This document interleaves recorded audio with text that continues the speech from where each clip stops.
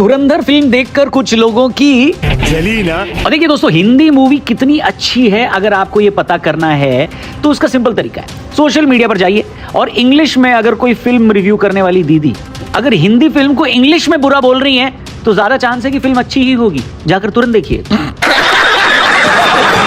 दोस्तों, धुरंधर फिल्म पे जनता का जबरदस्त रिएक्शन आ रहा है। कई लोग रिएक्ट कम कर रहे हैं, फ्रस्ट्रेट ज्यादा हो रहे हैं। लेकिन क्यों हो रहे हैं फ्रस्ट्रेट, वो डिस्कस कर लेते हैं। सबसे पहला पॉइंट है स्पाई लाइफ, यानी जासूसों की जिंदगी।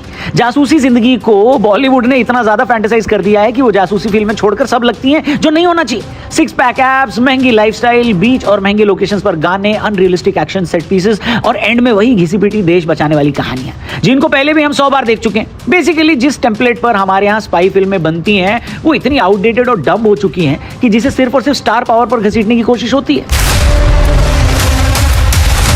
दूसरी तरफ धुरंधर फिल्म इनमें से कुछ भी नहीं करती। देश के लिए जासूसी करना सुनने और सोचने में जितना एडवेंचरस लगता है, असल जिंदगी में उसको जीना मौत से भी ज्यादा खतरनाक है। फिल्म के अंदर आईएसआई का एजेंट इकबाल जिस तरह से इंडियन जासूसों को टॉर्चर करके मारता है वो बेहद दर्दनाक है। उसी जगह भारत का दूसरा जासूस भी खड़ा है, लेकिन वो कुछ नहीं कर रहा क्योंकि वो मिशन पर निकला हुआ है। उसको पता है कि उसकी जिंदगी की कीमत पर पूरा मिशन टिका हुआ है। ऐसा नहीं है कि वो अकेले 10 बंदों को पेल नहीं सकता, बिल्कुल मार सकता है। उसकी ट्रेनिंग भी इसी बात की हुई है, लेकिन उसका मिशन उसके किसी भी एडवेंचर से ऊपर है। ये फीलिंग किसी डायरेक्टर ने सालों बाद स्क्रीन पर दिखाई है। फुल क्रेडिट टू आदित्य धर। वहीं इंडियन जासूस अपने यहाँ 26/11 आतंकी हमले का जश्न मनाते हुए अपने सामने आतंकियों को देख रहा है। उसे जश्न में शामिल होना पड़ रहा है। ऐसे माहौल में खुद को संभालने के लिए अंदर लोहे का जिगर होना चाहिए। दोस्तों, धुरंधर इन सारी चीजों को दिखाती है। धुरंधर उस मजबूरी और गुस्से को भी दिखाती है जब एक सबसे बड़ा आतंकी हमला रोका जा सकता था, लेकिन ब्यूरोक्रेसी और पॉलिटिक्स की लापरवाहियों की वजह से वो हमला कामयाब हो जाता है। उस मिशन पर लगे जासूसों के लिए कितनी दर्दनाक और गुस्से वाली बातों की सोचिए, हम लोग अंदाजा भी नहीं लगा सकते। फिल्म में जब भारत के रक्षा सुरक्षा सलाहकार सान्याल साहब हाईजैक प्लेन के बदले आतंकियों को छोड़ने वाले फैसले पर नेगोशिएशन करने के बाद रिपोर्ट करने जाते हैं तो उनकी आवाज के अंदर बैठा ठहराव और उनका डेड आई साइलेंस चिल्लाता है। ऐसी मजबूरी जहां एक डायलॉग में यह भी कहा जाता है कि भारत के सबसे बड़े दुश्मन भारतीय ही हैं, पाकिस्तान तो फिर भी दूसरे नंबर पर आता है। यही बातें धुरंधर को किसी और स्पाई फिल्म से बहुत ज्यादा अलग बना देती है। इस फिल्म में कोई भी लड़की मॉरिशस के बीच पर बिकनी पहने नाच नहीं रही है, जबकि पाकिस्तान के लियारी इलाके की रॉ रियलिटी दिख रही है। इसी अलग चीज की वजह से बहुत लोगों को तकलीफ है, और सबसे बड़ी तकलीफ यह भी है कुछ लोगों को कि इसमें पाकिस्तान को बैड लाइट में क्यों दिखाया।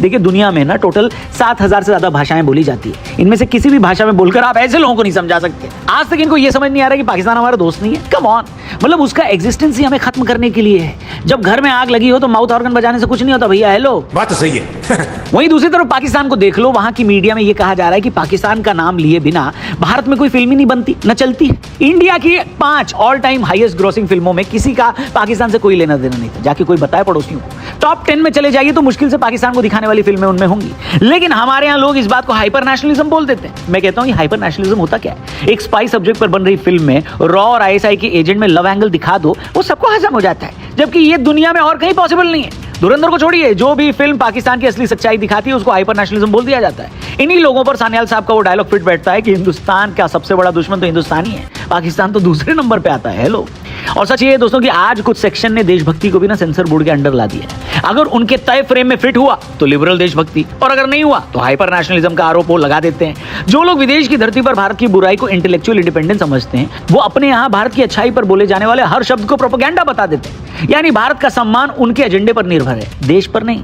इतिहास गवाह है कि देश के लिए बोलने वालों को हमेशा नाम बदल बदल कर पुकारा गया है। आजकल उन्हें हाइपर नेशनलिस्ट बोला जा रहा है। अभी बीबीसी की वो डॉक्यूमेंट्री देखी आपने, वो रिपोर्ट जिसमें एक रिपोर्टर पाकिस्तान के उस लियारी इलाके में पहुंच गया जहां पर ये फिल्म बेस्ड है। कौन सी फिल्म? अरे धुरंधर की बात हो रही है। हेलो, लियारी का वो इलाका जहां पाकिस्तान के गैंगस्टर्स और आतंकियों को हथियार से लेकर वो सब कुछ मिलता था जिससे वो भारत को नुकसान पहुंचा सके। अब जरा सोचिए, उस मीडिया एजेंसी का कोई रिपोर्टर बहावलपुर या नूर खान बेस पर आज तक नहीं पहुंच पाया जहां आतंकियों को ट्रेनिंग दी जाती है। ये इंटरनेशनल चैनल वाले हाफिज सईद के ठिकानों और उन आतंकियों के बेस कैंप पर नहीं पहुंच पाए जहां आईएसआई उन्हें बैक करती है। लेकिन एक फिल्म की 20 साल पहले की टाइमलाइन में उंगली करने के लिए ये लोग आज कैमरा और माइक उठा के उस इलाके में पहुंच गए। वाह शैम्पी, वाह। क्या बात है सर, क्या बात है सर। ये रिपोर्टर और चैनल अगर चाहता तो उस सच को भी ढूंढने में लग सकता था कि आखिर कैसे पाकिस्तान ने इंडियन करेंसी के जाली नोट बनाकर न सिर्फ हमारी इकोनॉमी को नुकसान पहुंचाया बल्कि कश्मीर और नॉर्थ ईस्ट के इलाकों में मिलिटेंट्स को फंड भी किया। लेकिन ना, ये सब इनको थोड़ी ना करना है। फिल्म के अंदर जब इकबाल ये कहता है कि हमने तो सोचा था हिंदुस्तानी इतने बड़े हमले के बाद जवाब देंगे, लेकिन ये तो चुप बैठ गए। भले ही ये फिल्म के अंदर एक एक्टर अपना कैरेक्टर प्ले करते हुए डायलॉग बोल रहा हो, लेकिन ये बात सबके मन में चुभती है कि इतने बड़े हमले के बाद पाकिस्तान को सालों तक याद रखा जाने वाला सबक सिखाना चाहिए था, लेकिन इस एक चीज ने हमारी सिक्योरिटी फोर्सेस का मनोबल भी तोड़ा, क्योंकि सबक नहीं सिखाया गया। फिल्म के अंदर सान्याल साहब एक नेता की रिपोर्ट भी अपने स्पाई से लेते रहते हैं जो सीधे गद्दारी कर रहा होता है, लेकिन क्योंकि वो पावर में होता है तो उसका कुछ कोई नहीं बिगाड़ सकता। वहां भी उनको उम्मीद होती है कि समय बदलेगा और हम इसका बदला जरूर लेंगे, लेकिन फिल्म के इस आर्टिस्टिक अप्रोच की तारीफ नहीं हो रही है। सबको इसमें प्रोपेगेंडा नजर आ रहा है। उस देश के लिए इनके मन में दुख उमड़ आया जिनकी फिल्में खुद हमारे देश से नफरत की बुनियाद पर बनती हैं। अरे फिल्में छोड़ो, पूरा देश हमारे से नफरत की बुनियाद पर बना है कि नहीं? बात तो सही है। खैर दोस्तों, ये इस देश की सच्चाई है कि हमारे यहाँ आर्ट हो, लिटरेचर हो या कुछ और, सब जगह पता नहीं क्यों पाकिस्तान के लिए एक सॉफ्ट कॉर्नर तो है। हम नफरती लोग नहीं है, उल्टा हम उस नफरत के शिकार हैं जो पाकिस्तान ने हम पर बरसाया है, और उसको उस चीज के लिए कोई रिग्रेट भी नहीं है। लेकिन जब भी हम उसकी सच्चाई दिखाते हैं, हमारे यहाँ कभी वो हाइपर नेशनलिज्म हो जाता है तो कभी इस्लामोफोबिया फैलने लगता है। कौन सा इस्लामोफोबिया है? लो, ये पाकिस्तानी ही थे जिन्होंने कश्मीर के एक जवान राइफलमैन औरंगजेब को मारा था। 2018 में पुलवामा के पास उन्हें आतंकियों ने अगवा करके गोली मारी थी जब वे ईद पे घर जा रहे थे। वो 44 आरआर से जुड़े थे और पुलवामा हमले में एक्टिव रहे थे, इसीलिए पाकिस्तानी समर्थित आतंकियों ने उन्हें टारगेट किया। ऐसा ही उमर फयाज के साथ भी हुआ। देश के पहले कश्मीरी मुस्लिम अधिकारी लेफ्टिनेंट उमर फयाज को 9 मई 2017 को दक्षिण कश्मीर के कुलगाम जिले के शोपियां इलाके में उनके चचेरे भाई की शादी के दौरान आतंकियों ने अगवा कर लिया था। वे राजपूताना राइफल्स में तैनात थे, मात्र 22 साल के थे और दिसंबर 2016 में एनडीए से पास आउट होकर कमीशन हुए थे। छुट्टी पर बिना हथियार आए थे। 5-6 मास्कधारी आए, आतंकी घर में घुसे, दुल्हन के पास बैठे उन्हें बाहर घसीट कर ले गए। आतंकियों ने उमर को चचेरे भाई के घर से रात करीब 10 बजे उठाया। परिवार डर के मारे तुरंत रिपोर्ट भी नहीं कर सका, उम्मीद कर रहा था कि वो लौटा देंगे। अगली सुबह 10 मई को शोपियां के हरमैन गांव में उनका गोलियों से छलनी शव मिला। सिर और पेट में गोलियां मारी गई थी। यातनाओं के निशान भरे पड़े हुए थे। ये लश्कर तैयबा और हिजबुल मुजाहिदीन का जॉइंट हमला था जो स्थानीय ओवरग्राउंड वर्कर्स की मुखबिरी से ही संभव हुआ। अब आप सोचिए कि कहां से इस्लामोफोबिक है लोग। उल्टा ऐसा बोलकर आप पाकिस्तान के एजेंडे को हवा देते हैं। वो तो चाहता ही है कि हमारे यहाँ सोसाइटी बनती रहे। कम से कम इस्लामोफोबिया कहने से पहले उमर फयाज और राइफलमैन औरंगजेब के बारे में तो सोच लेते, पर नहीं सोचेंगे ये लोग। अब वापस धुरंधर पर आते हैं दोस्तों। जिस तरीके की ये स्पाई थ्रिलर मूवी है, हमारे उन अनसंग हीरोज को ये सल्यूट करती है जिनका ना हमें नाम पता, ना जिनकी पहचान हमें पता, लेकिन वो फिर भी देश के लिए इतना बड़ा रिस्क मोल लेते हैं और अपनी जान दांव पर लगाकर देश की रक्षा करते हैं, जासूसी करते हैं, जिससे कि हम सुरक्षित रहें।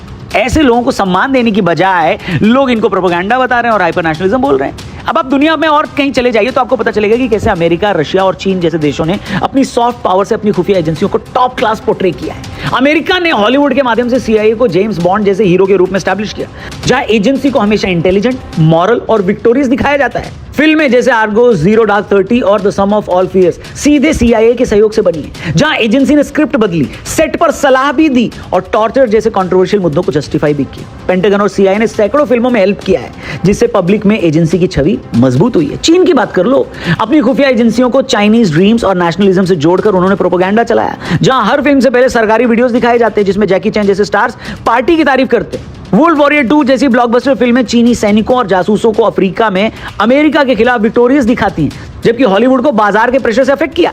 कम्युनिस्ट पार्टी ने 100वीं एनिवर्सरी पर कोरियन युद्ध वाली फिल्में बनवाई, जहां अमेरिका को विलन बनाया गया। रशिया ने सोवियत काल से केजीबी को रूसी बॉन्ड के रूप में पोर्ट्रे किया, जिनको यंगस्टर्स को अट्रैक्ट करने के लिए स्टेट स्पॉन्सर्ड फिल्में बनाई गई।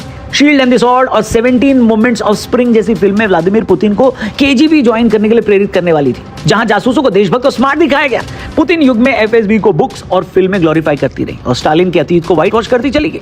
और इधर हमारे यहाँ क्या हो रहा है? भारत में रॉ एंड आईबी को पठान और टाइगर जैसी फिल्मों में जेम्स बॉन्ड स्टाइल एक्शन करके हीरो बनाया गया, लेकिन पूर्व रॉ चीफ्स ने इन्हें समय की बर्बादी और अनरियलिस्टिक बताया ऐसी फिल्मों को, जैसे किसी एजेंट का आईएसआई लड़की के साथ रोमांस या डबल एजेंट हो जाना। इन फिल्मों में कोई गवर्नमेंट हेल्प या प्रोपेगेंडा नहीं था, न ही कोई स्टोरी डेप्थ थी, बल्कि कहा यह गया कि ये फिल्में जासूसों को क्रिंज बनाती हैं, न कि प्रोफेशनल। यानी जहां भारत के पास एक अच्छा मौका था कि दुनिया के बड़े बड़े देशों ने अपनी एजेंसीज के लोगों को जैसे हीरो बनाकर पूरी दुनिया को कन्विंस किया कि उनकी एजेंसीज टॉप क्लास है, उनके एजेंट्स टॉप क्लास हैं, भारत हमेशा ऐसी जगहों पर मिस कैसे कर गया? दुनिया से बाकी चीजें तो हम कॉपी कर लेते हैं, जहां अपने एजेंट्स को, अपनी सुरक्षा एजेंसियों को हमें हीरो दिखाने का मौका मिलता है, हम हमेशा उनको बीच पर कम कपड़े पहने, सिक्स पैक दिखाते हुए नचा देते हैं और हमको लगता है इसकी पूरी दुनिया में वाहवाही होगी। भाई कलेक्शन 100, 200, 500, 1000 करोड़ ये फिल्में कर लेंगी, लेकिन आपके जो एजेंट्स हैं इन फिल्मों के थ्रू सिर्फ कार्टून लगेंगे या अनरियलिस्टिक लगेंगे।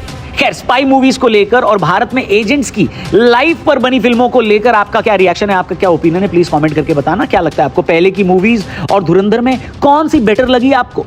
और क्या एक सेक्शन जो धुरंधर को क्रिटिसाइज कर रहा है वो सही क्रिटिसाइज कर रहा है? क्या सोचते हैं आप इसके बारे में और धुरंधर पर क्या है आपकी राय? कमेंट करके जरूर बताएं। जल्दी मिलते हैं। जय हिंद।